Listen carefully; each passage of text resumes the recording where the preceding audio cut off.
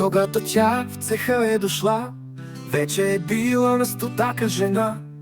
Радостна, весела за смяна, казвала се тя Румяна. Но после я преместили в химически, там обаче не се издържа психически. Искала в цеха да се върне, с бай стотак да се прегърне.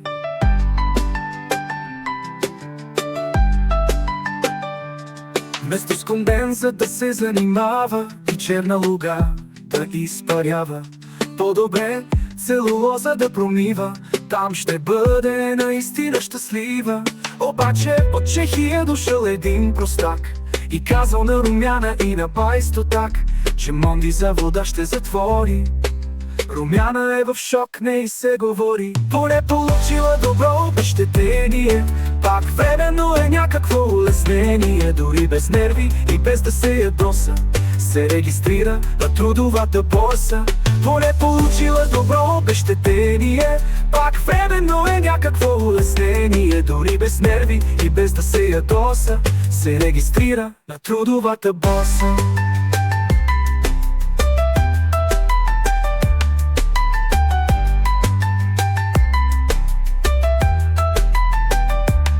Вместо с кондензът да се занимава и черна луга да изпарява, по-добре целулоза да промива, там ще бъде наистина щастлива. Обаче от Чехия дошъл един простак и казал на Румяна и на бай стотак, че Монди завода ще затвори. Румяна е в шок, не и се говори, поне получила добро обещетение. Пак временно е някакво улеснение, дори без нерви и без да се ядоса, се регистрира на трудовата борса.